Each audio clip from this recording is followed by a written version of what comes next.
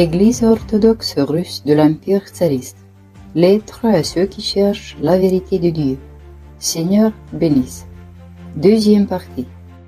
Lorsque la quasi-totalité de l'Église orthodoxe russe, menée par le faux patriarche Cyril et d'autres faux évêques, a dévié vers l'hérésie de l'écuménisme et de la mondialisation, a trahi Dieu et a conduit le peuple orthodoxe à cette trahison.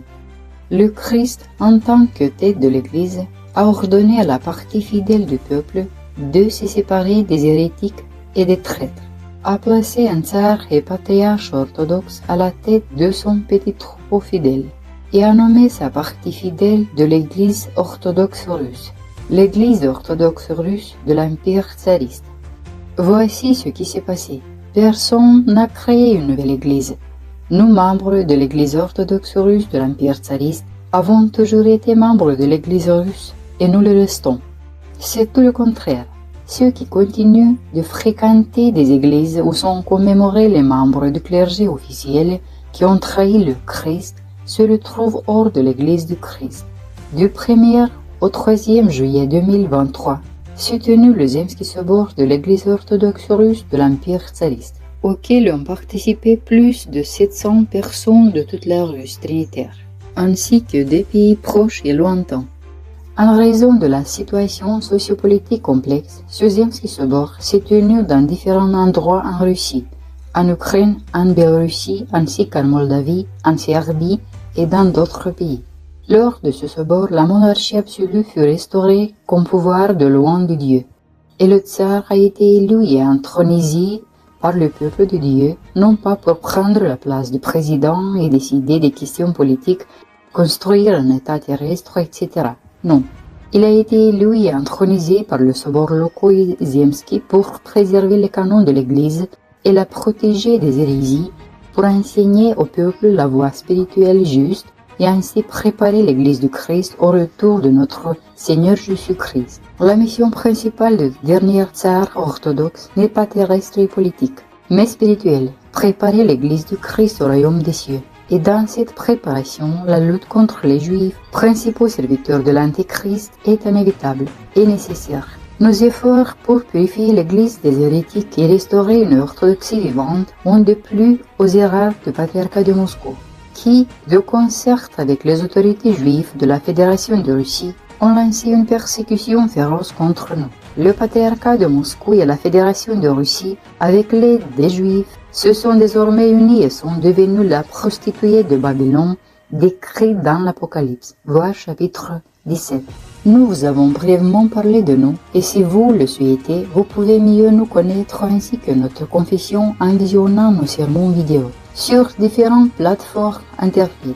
Ils tentent de nous bloquer partout, mais nous ne pouvons rester silencieux, car par l'intermédiaire de loin de Dieu et de toute l'Église orthodoxe russe de l'Empire tsariste, le Seigneur accomplit maintenant le dernier sermon de l'Évangile. Nous espérons que vous ne croirez pas aux calomnies qui sont proférées contre nous de toutes parts. Nous, la véritable Église orthodoxe, sommes allés plus loin que n'importe quelle personnalité publique zélée, car Dieu révélait davantage à son monde et à l'Église qu'aux gens ordinaires. Le Seigneur, Dieu, a révélé au souverain Pater Zosim que l'Antéchrist principal existe déjà dans ce monde et que tous le connaissent, mais ne l'ont pas encore reconnu. Il exerce actuellement son premier règne avec l'aide de la secte Chabad Lubavitch que nous avons dénoncée, et les Chabbadites le conduiront ensuite à dominer le monde. Le père Christophe de Tola a prophétisé à son sujet. Après Eltsine viendra celui qui sèmera la confusion, et c'est ce qui se produit. Dans un monastère catholique de Pomposa, en Italie, une fresque du XIVe siècle représente l'Antéchrist dévorant des hommes. Le visage de cet Antéchrist correspond parfaitement à celui du président de la Fédération de Russie. Le souverain Zosim a également noté que lors des élections présidentielles russes de 2018, le député de la Douma d'État Vladimir Zhirinovsky est apparu à la télévision et a déclaré au monde entier que, ce jour-là, la Russie choisit le dirigeant du monde entier et le maître de la planète Terre. Jirinovsky a répété cela à plusieurs reprises.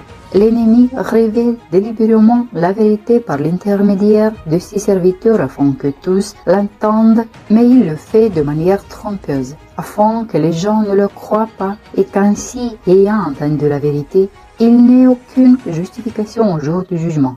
Selon Berl Lazar, tous les projets de mouvement Chabad se sont réalisés grâce à Poutine en personne. Jamais auparavant, un dirigeant russe ou soviétique n'avait autant fait pour les Juifs que Poutine. À tout égard, c'était sans précédent. Aujourd'hui en Russie, de nombreux maires, dirigeants régionaux et ministres sont juifs. C'est devenu la norme. Après plusieurs rencontres avec Poutine, Ariel Sharon m'a répété à maintes reprises lors de conversations confidentielles que nous juifs et Israël avons notre plus grand ami au Kremlin. Il existe déjà de nombreux faits et témoignages prouvant que Poutine est le fils de la perdition. Nous avons un sermon vidéo intitulé « 20 faits qui prouvent que Poutine est l'antéchrist ». Nous vous recommandons ainsi qu'à vos amis de visionner ce film de 2 heures qui confirme que Poutine est le fils de la perdition et le principal trompeur de l'humanité. Le faux patriarche Kirill Goundiaev, hérétique et franc-maçon malveillant, est son fidèle serviteur et précurseur. Parce que nous révélons cela au monde, nous subissons des persécutions de la part des autorités russes et du clergé du patriarcat de Moscou, incités par les juifs Shabbat. La mère Fotinia, assistante du patriarche Irénée de Jérusalem, a témoigné que Kirill Goundiaev, alors métropolite, s'était rendu à Jérusalem en 2007 et avait rencontré des juifs à Shabbat au mur de lamentation. Là, il annonça à ses amis du mouvement Shabbat qu'il était le futur patriarche et leur promit de faire tout son possible pour que les Juifs vivent bien en Russie. Par ailleurs, lors d'une de ses visites à Jérusalem, Kirill Goundiaev a consacré l'église de tous les saints qui ont brillé en terre russe, située dans le monastère de Gournemsk. Plus tard, lorsque les archives de l'archimandrite Antonin Kapustin, chef de la mission ecclésiastique russe à Jérusalem, furent ouvertes, on y découvrit des notes décrivant une vision qu'il avait reçue d'un ange de son vivant. Il lui avait été révélé qu'il ne terminerait pas la construction de l'église, mais qu'elle serait achevée avant la venue de l'Antéchrist et consacrée par son précurseur de l'Antéchrist. Voici une confirmation. Ces archives étaient cachées, mais Mère Fotinia parvient à les lire et à en témoigner. Le fait que Kirill Goundiaev soit le précurseur de l'Antéchrist est attesté par le fait que lorsque Poutine accomplit tous les actes de l'Antéchrist, le faux patriarche le soutient pleinement en tout, disant « Nous suivons aujourd'hui une voie de vie différente, etc. » Poutine représente une voie différente, opposée au Christ. Vous comprenez? Comme il a été dit aux Juifs, un autre viendra en son nom propre et vous le recevrez. Jean 5. Des icônes de l'Antéchrist Poutine ont déjà été peintes et d'autres blasphèmes sont commis. En mai 2025, lors d'une visite de Poutine au patriarcat de Moscou, Goundiaev a souhaité que le règne du président russe s'achève avec la fin du monde. Comment comprendre un souhait aussi inhabituel? Ce loup déguisé en agneau. Ne le sait donc pas, règne de qui sur terre sera le dernier de l'histoire terrestre de l'humanité. Il sait que le dernier dirigeant sur terre sera l'Antéchrist. Et c'est probablement pourquoi il souhaite cela, sachant de qui il s'adresse. Poutine et Kirill Goundiaev sont considérés comme des ennemis de Dieu par l'Église orthodoxe russe de l'Empire tsariste. Que Dieu nous préserve de leur influence démoniaque. Nous vous recommandons, ainsi qu'à vos amis, de suivre les sermons et les messages du souverain patriarche Zosim et des évêques de l'Église orthodoxe russe de l'Empire tsariste. Nous sommes conscients que notre message pourrait susciter des réactions mitigées chez vous et vos proches. Beaucoup de gens pensent que nous sommes extrémistes et que nous avons des opinions radicales. Mais les apôtres, de nombreux saints défenseurs de l'orthodoxie, tels que Saint Jean Chrysostome et Saint Marc d'Éphèse, Saint Joseph de Polotsk, Saint Théodore le Studite et bien d'autres étaient considérés comme tout aussi radicaux. Mais c'est précisément grâce à leur position courageuse dans la foi que l'orthodoxie a survécu et vaincu les hérétiques. Le problème n'est pas notre extrémisme ou notre radicalisme, mais le fait que les gens soient devenus tièdes et cessent d'aimer Dieu et ne comprennent plus le véritable zèle qui naît de l'amour de Dieu et de la soif de vérité. Pour beaucoup de personnes habituées à vivre dans le mensonge et les demi-vérités, la vérité devient extrême et radicale, car pour elles, la vérité est devenue un mensonge et le mensonge la vérité. Le Seigneur révèle la vérité à celui qui la cherche de tout son cœur. Il règne aujourd'hui une grande et terrible confusion parmi ceux qui ne voient pas que la marque de l'Antéchrist est déjà apparue et qu'elle y est posée sur les gens par le biais de la biométrie et des injections, et que l'Antéchrist lui-même est déjà venu. Mais ils ne l'ont pas reconnu. Le célèbre ancien Gouri Cheslov a dit à ses enfants spirituels, « Élie viendra, aidez-le ». Dans la prophétie des Écritures et chez les pères de l'Église, il est dit que le prophète de Dieu Élie devait venir précisément pour dénoncer l'Antéchrist. Il est déjà venu. Il prêche au monde. Il dénonce l'Antéchrist et il est le primat de notre Église. Selon la confession conciliaire de tous les membres de l'Église orthodoxe russe de l'Empire tsariste, le dernier tsar russe, loin de Dieu, est le prophète de Dieu Élie, le souverain patriarche Zosim, venu empêcher le règne de l'Antéchrist et protéger le peuple de sa marque maudite. Ils vont dénoncer et maudire le fils de la perdition. Et maintenant, les prophéties de Saint Séraphim de Sarov s'accomplissent. Mais l'un des Russes, ayant vécu jusqu'à voir la naissance de l'Antéchrist, à l'instar de Simeon qui a reçu Dieu, maudira l'Antéchrist, né et proclamera au monde qu'il est le véritable Antéchrist. Parmi les Russes qui ont vécu comme Simeon qui a reçu Dieu, on compte loin de Dieu, le prophète de Dieu Élie, le souverain Zosim, qui maudit maintenant le fils de la perdition et tous ceux qui le servent fidèlement. Cela ne peut être perçu qu'avec des yeux spirituels, c'est-à-dire par la foi. Et en ces temps d'incrédulité et de confusion généralisée, il est difficile aujourd'hui de croire que le souverain Zosim est le prophète Élie et que Poutine est l'abbé de l'Apocalypse. Nous révélons au monde de nombreux faits et preuves de cette vérité. Et de plus en plus de personnes, par la grâce du Saint-Esprit, commencent à croire et à comprendre que le souverain Zosim est véritablement un messager de Dieu. Les saints pères et les prophètes de Dieu ont prophétisé que le dernier tsar de Russie viendrait révéler au peuple toute la vérité sur les agissements des autorités mondaines et ecclésiastiques envers le peuple de Dieu. Le souverain Zosim proclame cette vérité au monde entier. Sans le prophète Élie, le peuple ne comprendrait que partiellement ce qui se passe. Mais par son moyen, le Seigneur révèle à tout ce dont nous avons besoin pour notre salut.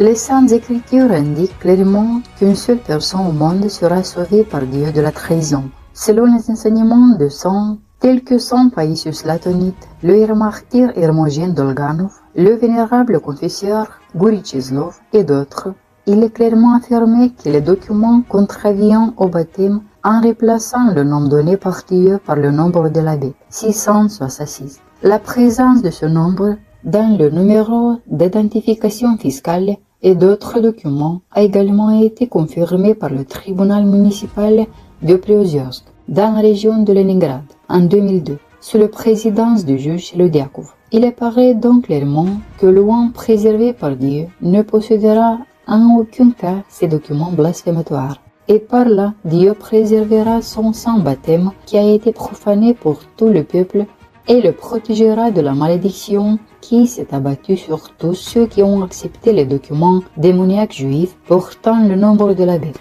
666. Cette prophétie biblique concernant l'oint s'est accomplie dans le cas du souverain Zosim, qui bien qu'il n'ait jamais possédé de documents russes, a conservé le sceau de don du Saint-Esprit. Et en tant qu'évêque, lui seul, en tant que hiérarque fidèle, pouvait rétablir le baptême pour tous. Ceci est fondamental.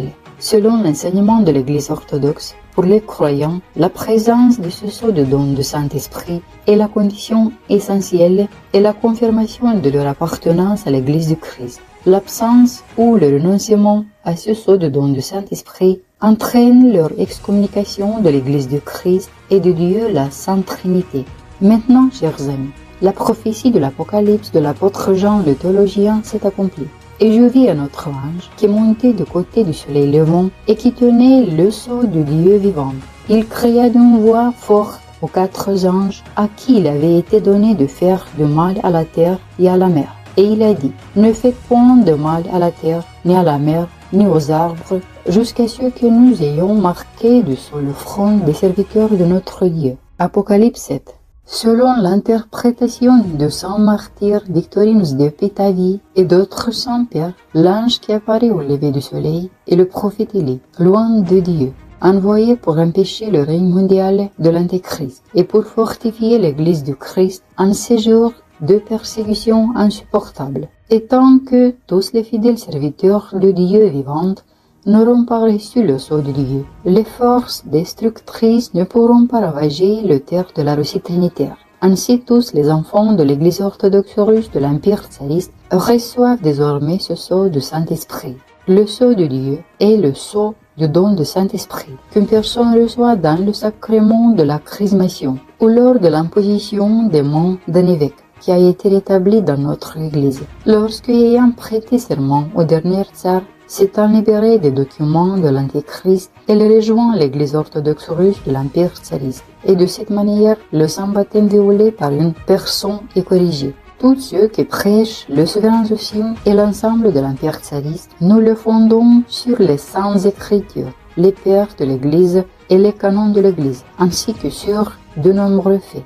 Il est essentiel que chacun comprenne que deux forces majeures sont entraînées dans le monde pour mener un combat spirituel. L'Antéchrist Poutine, allié aux Shabbadites, et l'Église du Christ, l'Église orthodoxe russe de l'Empire tsariste, guidée par le prophète Élie, car toutes les autres églises orthodoxes sont déjà soumises aux hérétiques et aux judaïsantes. Aujourd'hui, chaque croyant est confronté à un choix. Avec qui sera-t-il? Le tsar orthodoxe ou l'Antéchrist? Seigneur, aide les gens à comprendre toute la vérité et à faire le bon choix. Sachez ceci, chers amis, car le Seigneur a béni en permettant de vous transmettre cette information très importante. Tous ceux qui se considèrent comme croyants devraient savoir que l'Église orthodoxe russe de l'Empire tsariste est l'Église de Philadelphie, décrite dans l'Apocalypse, et qu'elle seule a reçu le pouvoir de vaincre les Juifs. Nous avons reçu cette promesse de Dieu. Voici, je te donne de ceux de la synagogue de Satan, qui se disent juifs et ne le sont pas, mais qui mentent. Voici, je le ferai venir se prosterner à tes pieds et connaître que je t'ai aimé. Parce que tu as gardé la parole de la persévérance en moi, je te garderai aussi à l'heure de la tentation qui va venir sur le monde entier pour éprouver les habitants de la terre. Je viens bientôt. Retiens ce que tu as, afin que personne ne prenne ta couronne. Apocalypse 3. Amen. Que celui qui a des oreilles entende. Que Dieu vous vienne en aide. Conseil des évêques de l'Église orthodoxe russe de l'Empire tsariste.